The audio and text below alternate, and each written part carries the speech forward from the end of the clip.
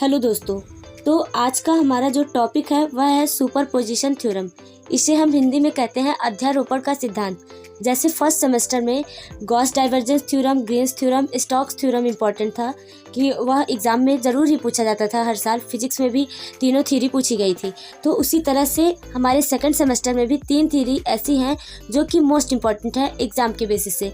इसकी 100% गारंटी है कि यह एग्ज़ाम में ज़रूर पूछी जा सकती हैं। जैसे कि पहली हो गई सुपरपोजिशन थ्योरम, थेवेनिन्स थ्योरम, तीसरी है नॉर्टन्स थ्योरम। ये तीनों थ्योरी एग्ज़ाम के बेसिस से मोस्ट इम्पॉर्टेंट है, तो आप इसे बिल्कुल भी निगलेक्ट मत करिएगा। तो आइए हम देखते हैं कि सुपरपोजिशन थ्योरम है क्या। इसे हम हिंदी में अध्यारोपण का सिद्धांत कहते हैं। यह सर्किट से रिलेटेड है, इलेक्ट्रिक सर्किट से। इसका स्टेटमेंट पहले देखते हैं। The superposition theorem states that in a linear electrical circuit containing multiple sources. यह जो थ्योरी है वह बताती है कि जैसे हमने कोई लीनियर इलेक्ट्रिकल सर्किट लिया है, जैसे आप यहाँ फिगर में देख सकते हैं 2 सर्किट्स हैं, इसमें 2 पासेज हैं और इसमें अनेक प्रकार से वोल्टेज लगे हुए हैं, अनेक प्रकार के सोर्सेज हैं। जैसे इसमें ईएमएफ हमने 2 लगाया है और इसमें रेजिस्टेंस भी 3 हैं और करंट अलग अलग पासेज में अलग अलग बह रही हैं, फ्लो कर रही हैं। तो the total response voltage or current, मतलब इसमें जो हमारे सोर्स हैं वह वोल्ट है और करंट है। At any point in the circuit is the algebraic sum of the response caused by each source considered separately. यह थ्योरी कहती है कि जैसे आपने 2 पासेज लिए और उसमें अलग अलग करंट फ्लो हो रहा है और दोनों में अलग अलग ईएमएफ है, दोनों का अलग अलग जो है रेजिस्टेंस है, या इसको हम इम्पीडेंस भी बोलते हैं। जब हमारे सर्किट में एसी करंट फ्लो होता है, मतलब अल्टरनेटिंग करंट फ्लो होता है, तो उसको हम इम्पीडेंस बोलते हैं। जो ये हमारा रेजिस्टेंस का साइन होता है उसको हम इम्पीडेंस बोलते हैं। और जब हमारे सर्किट में जो है डीसी करंट फ्लो होता है तो उसको हम रेजिस्टेंस कहते हैं। तो यहाँ हमारे सर्किट में एसी करंट फ्लो हो रहा है, मतलब अल्टरनेटिंग करंट, इसलिए हम इसको यहाँ इम्पीडेंस बोलेंगे। तो दो हमने पासेज लिए जिसमें ईएमएफ अलग है, करंट अलग अलग फ्लो हो रहा है और दोनों में अलग अलग इम्पीडेंस भी है।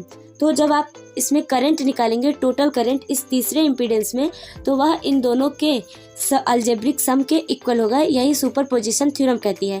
उसके कहने का मतलब है आप अलग अलग करके निकालेंगे तब भी यह टोटल करंट के इक्वल होगा, और जब आप एक पूरा सर्किट करके इकट्ठा निकालेंगे तो भी आपका यह टोटल करंट के ही बराबर आएगा। क्योंकि अब जब आप एक करके निकालेंगे तो 3 इम्पीडेंस होंगे, तो आपको इसका टोटल करंट निकालने में कठिनाई होगी। इसीलिए सुपरपोजिशन थ्योरम है, ताकि आप अलग अलग करके टोटल करंट निकालें और वो आसानी से आ जाए। तो आइए हम इसका प्रूफ देखते हैं।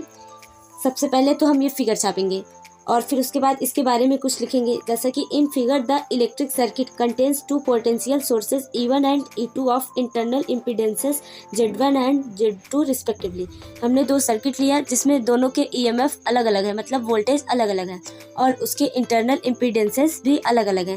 पहले का Z1 है और दूसरे का Z2 है। इसको हम मेश फर्स्ट मान लेंगे और इसको मेश सेकेंड। मेश का मतलब होता है पास, 2 अलग अलग passes. These sources send current in the load impedance Z3. Let currents in the 2 circuits be I1 and I2. हमने एक तीसरा इम्पीडेंस लिया जो कि Z3 है। इसको हम लोड इम्पीडेंस कह रहे हैं और इसमें जो करंट फ्लो होगा वह I1 और I2। पहले सर्किट में करंट ऐसे फ्लो हो रहा है क्योंकि जो करंट होता है वह हमेशा पॉजिटिव टर्मिनल से फ्लो होता है। तो यहाँ पर ये माइनस है, मतलब नेगेटिव टर्मिनल है, और ये पॉजिटिव, तो करंट यहाँ से फ्लो होगा। तो इसमें जो है I1 करंट जाएगी और यहाँ पर जो है ये माइनस है, ये प्लस है, तो यहाँ से करंट फ्लो होगा, इसमें यहाँ से I2 करंट जाएगी। तो यहाँ पर इस वाले इम्पीडेंस में Z3 में दोनों मिल करके I1 और I2 इसमें जाएगा। तो इस तरह से बाई किरचॉफ वोल्टेज लॉ आपने 12th में पढ़ा ही होगा, जो कि किरचॉफ वोल्टेज लॉ क्या कहता है कि जो टोटल वोल्टेज होता है वह टोटल करंट और रेजिस्टेंस के इक्वल होता है, मतलब उनके मल्टीपल के इक्वल होता है, यानी कि E बराबर IR के वह इक्वल होता है।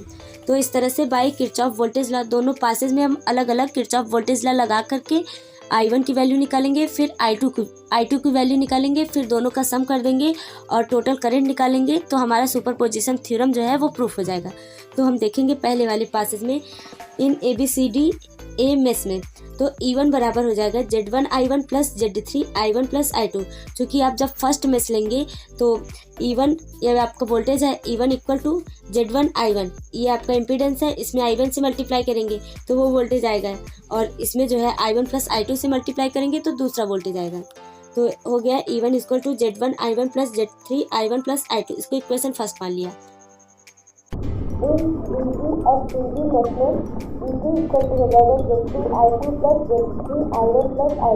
इसको आप इक्वेशन सेकंड मानेंगे। आप सेकंड सर्किट देखिए, इसमें वोल्टेज E2 है और हमारा इम्पीडेंस जो है वो Z2 है, जिसमें I2 करंट फ्लो हो रहा है। यहाँ से आपकी करंट निकली और इसमें गई, तो वो I2 हो गया। और फिर उसके बाद इसमें लेंगे तो ये I1 प्लस I2 हो रहा है, तो हमने इक्वेशन इसका बना लिए। फिर आप दोनों को सॉल्व करेंगे तो हो जाएगा E1 बराबर Z1 I1 plus Z3 I1 plus Z3 I2। इसको हमने सॉल्व कर दिया। इसको भी आप इक्वेशन फर्स्ट मान लीजिए।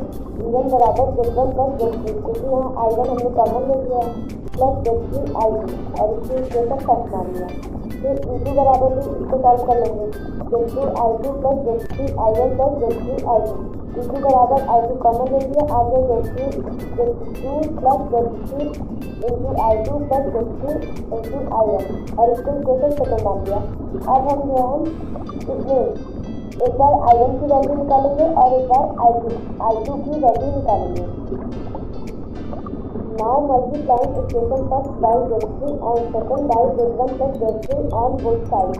दोनों इक्वेशन को हम Z3 और Z1 प्लस Z3 से मल्टीप्लाई करेंगे तो हो जाएगा E1 Z3 बराबर Z3 into Z1 plus Z3 I1 plus Z3 whole square into I2। इसको आप इक्वेशन 5 मान लेंगे।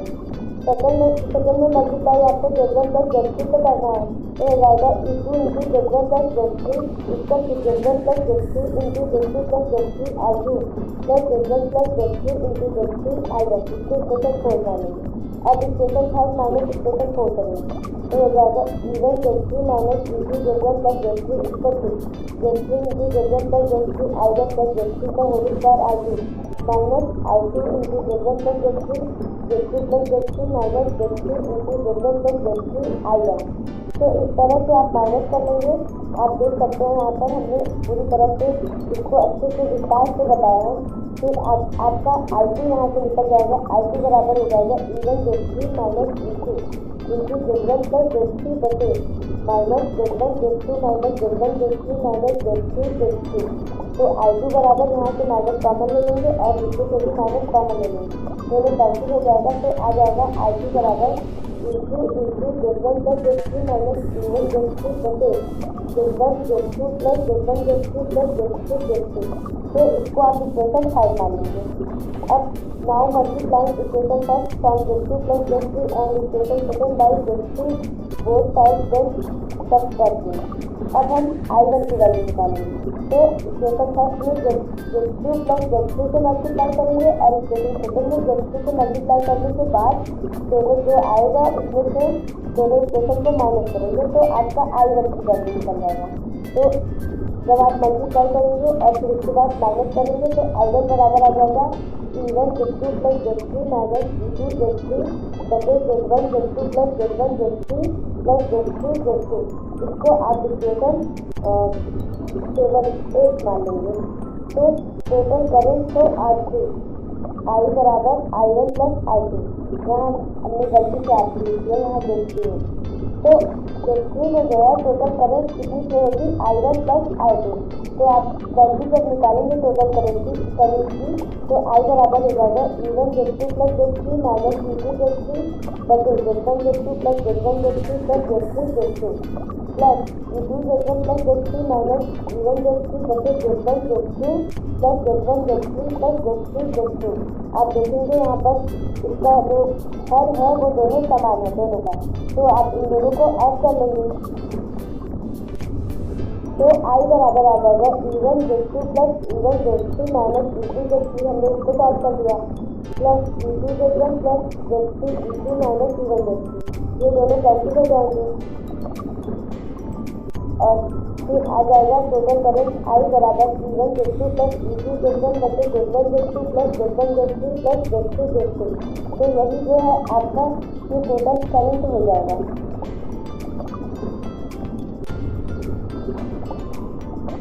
तो इस तरह से हमने देखा कि सुपरपोजिशन थ्योरम क्या है और इसमें टोटल करंट कैसे निकालना है।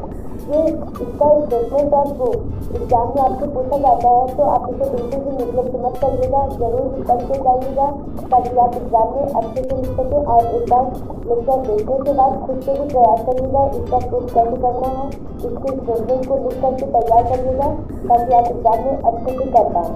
तो आपको ये लेक्चर कैसा लगा? जो भी आपको ना समझ आया हो आप कमेंट के माध्यम से पूछ सकते हैं। Thanks for watching this video.